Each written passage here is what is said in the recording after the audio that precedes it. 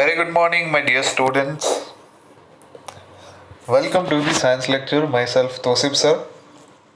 Today we are going to discuss can matter change its state? Can matter change its state? और उसके अंदर हमने पिछले lecture में देखा हुआ था इफेक्ट ऑफ टेम्परेचर। टेम्परेचर हम चेंज कर रहे थे तो सब्सटेंस की काइनेटिक एनर्जी बढ़ रही थी और वह सॉलिड में से लिक्विड स्टेट में कन्वर्ट हो रहा था।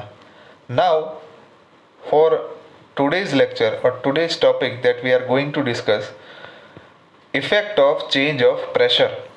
प्रेशर मतलब क्या होता है? जैसे कि 8th स्टैंडर्ड के अंदर मैंने आपको प्रेशर की बेसिक एक टर्मिनोलॉजी पढ़ाई थी कि what is the concept of pressure. Pressure is equals to force upon area, right? Pressure is equals to force upon area. So I will take one example, right? Pressure is equals to force upon area. So here I will take one example, one experimental example here. Pressure, example of effect of change of pressure. As we already know that the space between the molecule decide the state of matter. यहाँ पे मैंने यहाँ पे molecules draw किए हैं। अभी आप मुझे बताओगे कि ऐसे molecules की अरेंजमेंट किस में होती है, तो आप कहोगे कि sir simple in the solid. समझ में आया? ऐसे molecules की अरेंजमेंट किस में होती है? सॉलिड के अंदर।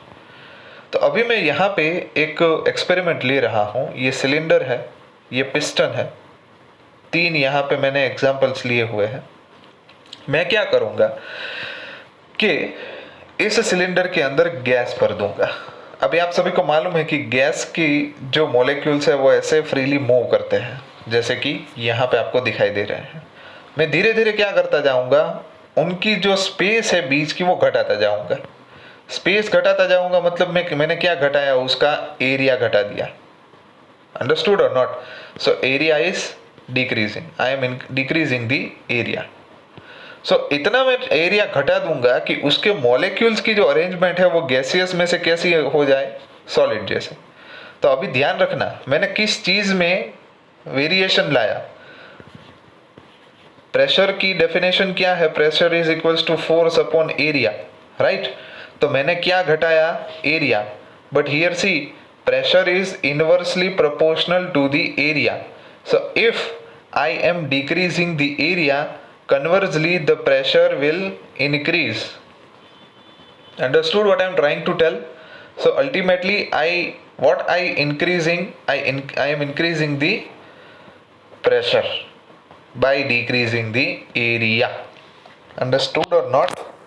So applying pressure and reducing temperature can cause a change in a state of matter. कैसे चेंज हो सकता है कि अगर आप कार्बन डाइऑक्साइड गैस है आपके पास, कार्बन डाइऑक्साइड गैस अगर आप लेते हो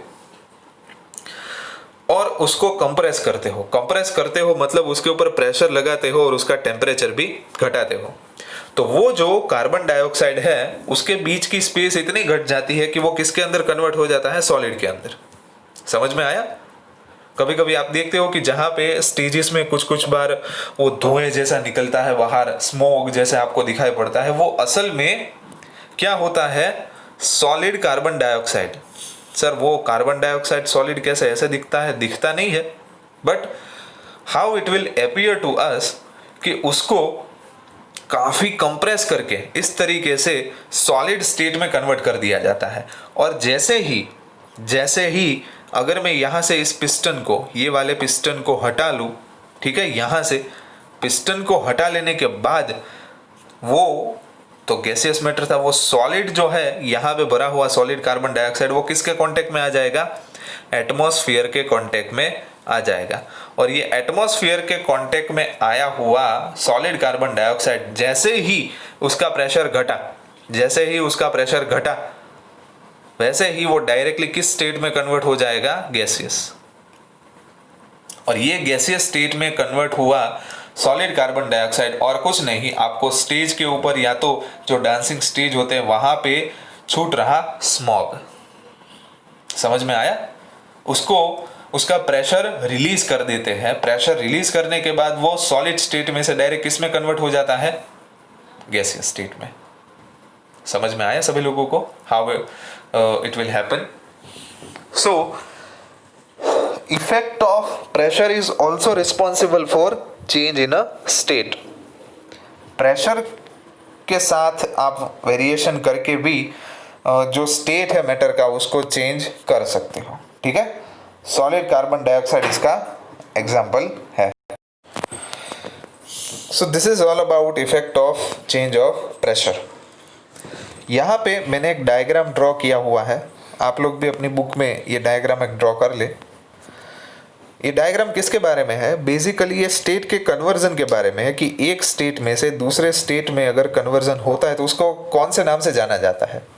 तो here I will explain you. When the solid state converted into the liquid, it is called fusion. उसे क्या कहा जाता है? Fusion कहा जाता है। When the liquid state converted into the gaseous state, it is called vaporization. जैसे कि पानी की भाप बने तो उसे क्या कहा जाता है? Vaporisation.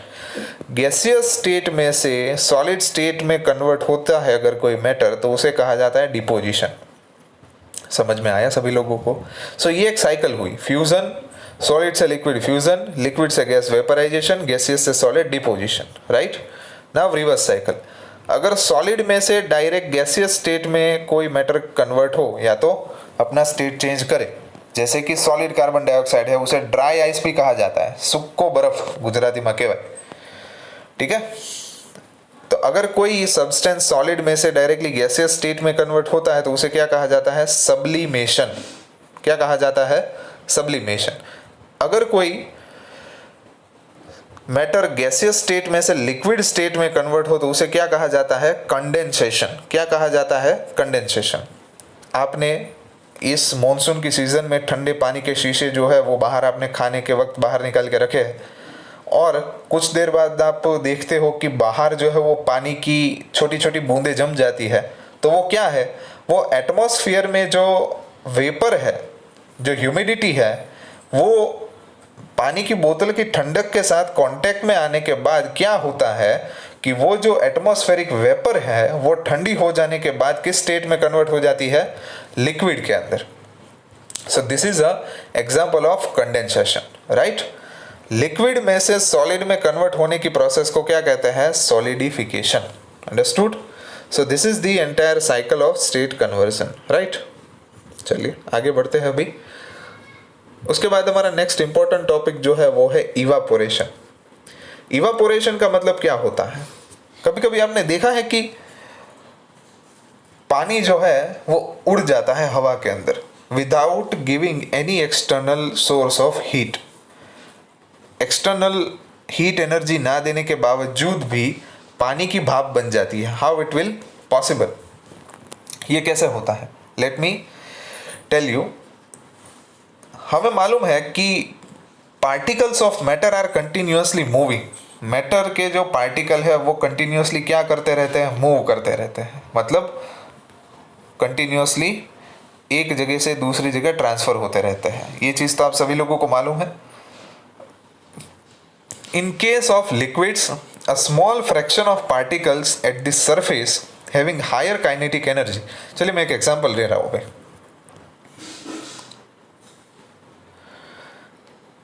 In case of liquids, liquid के केस में a small fraction of particles at the surface having higher kinetic energy, यानी कि यहाँ पे पानी का एक वेसल भरा हुआ है और उसकी सरफेस के ऊपर, मतलब यहाँ पे जो भी पार्टिकल्स होंगे उसके पास काइनेटिक एनर्जी ज़्यादा होगी। मतलब उसके बाद तो एटमॉस्फेयर ही है ऊपर, यहाँ पे कोई और परत है नहीं, इसलिए उसके पास वो डायरेक्टली किसके कांटेक्ट में होगी?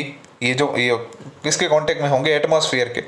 और एटमॉस्फेयर में हमें मालूम है टेम्परेचर होता है, इसलिए इसके पास सरफेस पार्टिकल के पास क्या होगी? ज़्यादा kinetic energy. and is able to break away from the forces of attraction of other particles and gets converted into the vapor। तो ये सरफेस के ऊपर जो पार्टिकल्स होते हैं उसके पास कंटिन्यूअसली जो है हीट एनर्जी के फेस करते हैं ये पार्टिकल्स। कैसे? एटमॉस्फेयर में से। एटमॉस्फेयर में टेम्परेचर हमें मालूम है 25 से 30 डिग्री सेल्सियस होता है, तो पूरा दिन 25 से 30 डिग्री सेल्सियस तक ये पार्टिकल्स हीट होते रहे तो एक टाइम ऐसा आ जाएगा कि ये पार्टिकल्स वाटर की बॉडी को छोड़ के हवा में वेपर बन के चले जाएंगे। And this is nothing but the phenomena of evaporation.